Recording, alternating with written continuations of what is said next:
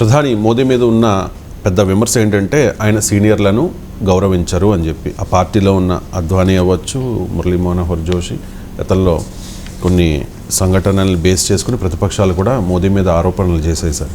కానీ ఆయన స్వభావానికి భిన్నంగా ఈ మధ్యకాలంలో బిహేవ్ చేస్తున్నట్టుగా కొంతమంది చెబుతోన్న పరిస్థితి.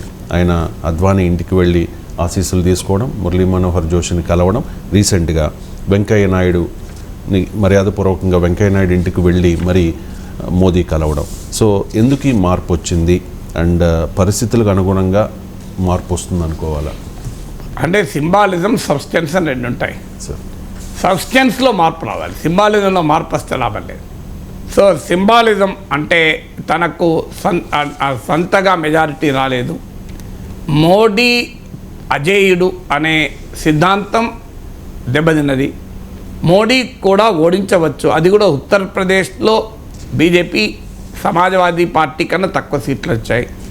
అయోధ్యలో మోడీ మెజారిటీ 3వ వంతు తగ్గిపోయింది. రాహుల్ గాంధీకి రాయబరేలీలో 4 లక్షల మెజార్టీ వస్తే మోడీకి 1,50,000 మెజార్టీ మాత్రమే వచ్చింది. సో అందువల్ల మోడీ ఇమేజ్ హిందీ రాష్ట్రాల్లోనే దెబ్బతింది, వేరే చోట కూడా కాదు.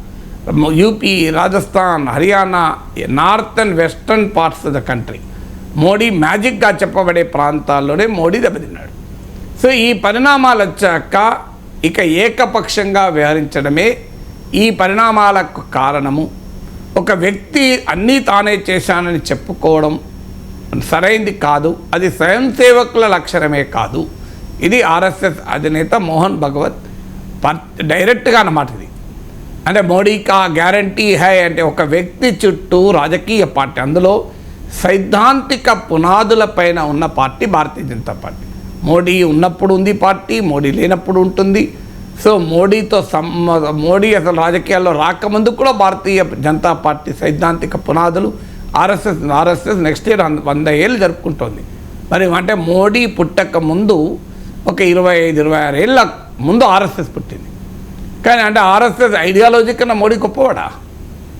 ఆర్ఎస్ఎస్ ఐడియాలజీతో సంబంధం లేదా మోడీకి? ఆర్ఎస్ఎస్ ఐడియాలజీ లేకుండానే మోడీ భారత ప్రధాని అయ్యాడా? అందువల్ల ఇది మోడీకా guarantee ఎట్లవుతుంది? Bharatiya Janata పార్టీకా guarantee. Bharatiya Janata party అనేది రాజకీయ పార్టీ. దీన్ని వ్యక్తి చుట్టూ ఒక ప్రైవేట్ ప్రొప్రైటోరియల్ కంపెనీ లాగా, ప్రాంతీయ పార్టీలలాగా దీన్ని మార్చేస్తే ప్రజలు అంగీకరించరు అనేది పార్టీ కూడా అంగీకరించదు అని ఆర్ఎస్ఎస్ నాయకులు పదే పదే ఈ విషయం చెప్తున్నారు. ఆఖరికి ఇంద్రేష్ కుమార్ అయితే రాముడు కూడా మోడీని క్షమించలేదు అన్నాడు. మోడీ అనే పేరు అనకున్నా రామభక్తుల్ని కూడా అహంకారము పైకెక్కితే రాముడే శిక్షించాడు అని చెప్పాడు. ఇంతకన్నా ఎక్కువ ఏమంటారు ఇంకా ఇంద్రేష్ కుమార్? సో ఇలా మోహన్ భగవత్, ఇంద్రేష్ కుమార్, రతన్ శారదా వీళ్ళంతా బహిరంగంగానే తమ అభిప్రాయాలు వ్యక్తం చేస్తున్నారు. అందువల్ల మోడీ ఈ మారిన పరిస్థితులకు తాను అకామిడేట్ అవుతున్నాను అనే సింబాలిజంలో భాగంగా వెంకయ్య నాయుడు గారిని కలిసి ఆయన దేశ ప్రగతి కోసం ఆయన సేవల్ని పొగిడి అద్వానీ, జోషిలను గౌరవించి వచ్చారు. కానీ అల్టిమేట్గా now it is too early. ఈ పాలిటిక్స్ ఆఫ్ అకామిడేషన్ అనేది ఆ మోహన్ భగవత్ కూడా చెప్పారు కదా, అయ్యా ప్రతిపక్షం అనేది మీ శత్రువు కాదు అని చెప్పాడు.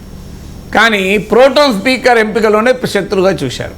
8 సార్లు ఎంపీ అయిన కాంగ్రెస్ ఎంపీ సురేష్ను కాదని 7 సార్లు మాత్రమే ఎంపీ అయిన బీజేపీ ఎంపీకి ప్రోటోన్ స్పీకర్ ఇచ్చారు. ప్రోటోన్ స్పీకర్తో అయ్యేది లేకపోయేది, 2 రోజులు ప్రమాణ స్వీకారం మాత్రమే. అలాంటి అతి చిన్న విషయంలో కూడా బుల్డోజర్ పాలిటిక్స్ అంటే ప్రతిపక్షాలు మేము బుల్డోజ్ చేస్తాం అనే వైఖరి తీసుకున్న తర్వాత ఇంకా మనం అకామిడేటివ్ అయ్యారా అంటే ప్రతిపక్షం పట్ల అకామిడేట్ కాకపోయినా సొంత పార్టీ, సొంత పక్షం పట్ల అకామిడేట్ కాక తప్పని పరిస్థితి కూడా వస్తుంది. ఎందుకంటే బీజేపీకి 240కి పడిపోవడము, మిత్రపక్షాల మద్దతు అవసరము, మోర్ యాక్సెప్ట్. అందుకే నితిన్ గడ్కరీ క్యాబినెట్లోకి రాగలిగాడు. మీకు అద్వానీ, జోషిలకు వెళ్ళి ఆశీస్సులు తీసుకున్నాడు, వెంకయ్య నాయుడిని కలవగలిగారు. ఈ పరిణామాలన్నీ రావటానికి కారణం అది.